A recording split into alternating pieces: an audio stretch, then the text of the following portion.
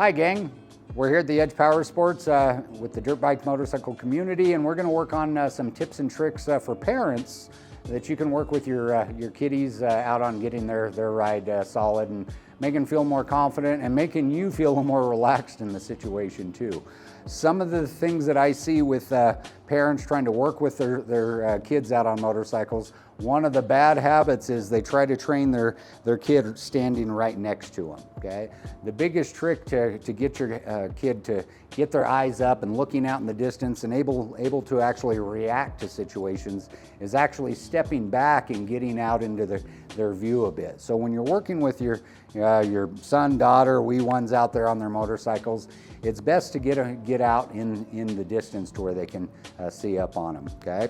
Some things that before they actually start rolling out, some things that will help out.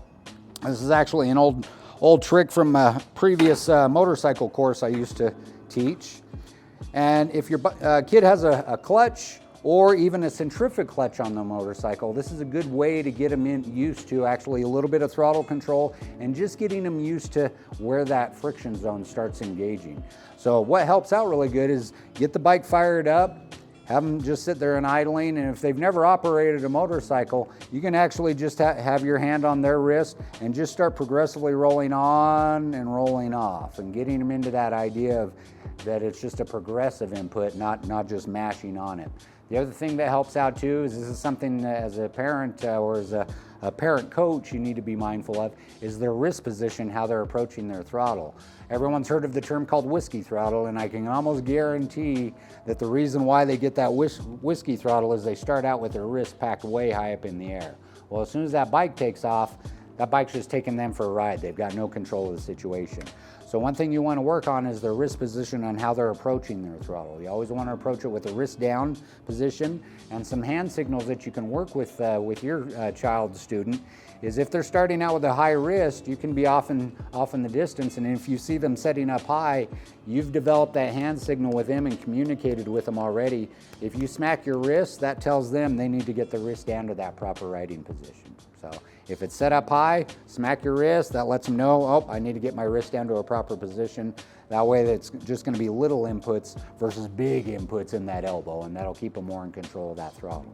So after you've kind of worked on that throttle position, on their wrist position, then you can work on maybe a little bit of brake squeeze, okay? 2 fingers is a good process to go. So there again, going back on setting up their controls to where it fits them properly. And remember, it's a squeeze, not stab, hit, mash, jump, squeeze or apply or even sneak into those brakes. So you can have them just rock back under their heels. You can even give them a little push forward and have them squeeze onto that front brake. And that way they can feel where that brake is biting into. Okay. And then if they've got a clutch, then what you can do is you can get the bike fired up for them, have it in neutral, clutch is in, you're gonna have them back on their heels, put it in first gear if it's a geared bike, and then you're just gonna have them ease the clutch out just enough to pull them under their toes and then squeeze the clutch back in and rock back under their heels. Do that for a little bit, get them used to where that friction zone is. Then as you're doing that little friction zone exercise and just easing it out up under their toes, squeezing it back in, back under the heels, you can even start having them input a little bit of throttle in that process. Okay? Once they're completely bored of that whole situation, that's the time where you're gonna tell them if they've got a clutch on their bike, that their clutch is their safety switch. If anything goes a little wonky on the bike or gets a little out of control, the brakes are not the safety switch, the clutch is. As soon as they get that clutch pulled in, it's gonna disconnect that power to the rear wheel, the bike will slowly coast to a stop, and they've got full control of the bike. It's not a panic situation, okay? So clutch is always a safety switch on a clutch operated bike when you're working with them. If it's a centrifugal clutch, you can pretty much do the same process on that friction zone exercise, have them rock back under their heels, get a little bit of gas, ease it up under their toes, then ease off the gas and rock back under the heels. That way they're gonna get used to where that friction zone is starting to engage into. One thing that does help if you've got children that are a little intimidated by the noise, especially from some of the 2-stroke motorcycles, earplugs work awesome. I know a lot of our kids are used to just kind of TV noise and that kind of thing. So if you can get some earplugs in them, and that way it won't be as intimidating on that motorcycle. So once we've kind of got all that dialed, Then you're going to take a few steps back, stay in their view, keep looking up at them, and then you're just going to have them work on that friction zone and ease it out enough to where they can power walk a bit, and then squeeze that clutch back in. Ease it out, power walk a little bit, ease the clutch in, and come to a nice smooth stop. After it looks like they're pretty comfortable with that, then you're going to take a few steps further back to where you're really out in the distance, and you're just going to repeat that process to where they start easing that clutch out, power walking a little bit. Then you can actually start giving them a little bit of speed up signal, and if they're balanced and feeling stable, have them pick their feet up and put them up on their pegs and ride straight towards you, okay? The big trick is getting out in the distance. If you're standing next to them, they're constantly going to be trying to look at you as you're coaching them. If you're out in the distance and working with them, that works a lot better. Some other signals that work out really good. I know we've all seen loose riders out on the trail or out in parking lots or whatnot, and their knees are flying all over the place and they're completely out of balance. Well, that's just going to throw the bike off balance. So a good hand signal to give them, if you start seeing their knees pop out, is smack your legs in together and tell them to get their knees into their bike. That'll definitely get that knee in there and help in that process. Some things that maybe emergency situations that help out. In fact, this just happened a couple days ago. Had a rider, they were kind of swinging a little wide and heading towards a hard object.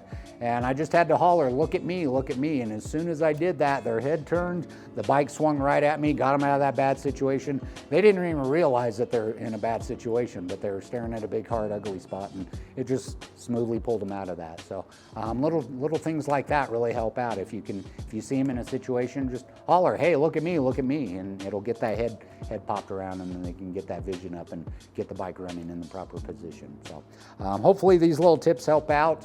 It's really easy to get someone on a bike and just say, hey, there's the gas, there's the brake, go straight, don't crash. But we've all had those bad experiences when we were younger. So hopefully we can keep the kiddies a little shinier and help them out with a little bit more of a step process versus just throwing them right into the mix of it and trying to figure it all out at once. There again, break it down into pieces. Don't just throw them the whole ball of wax all at once. Give them little tidbits. Maybe work on their hand position first. Maybe work on their head position. Get that going. Get them comfortable with applying the brakes before the bike is actually moving in a motivational situation. So hopefully these little tips help out, gang. Always good to hang out with you. If you have any questions, don't hesitate. Give us a shout or stop on by the Edge Power Sports. We're always glad to see you. Have a great night, gang.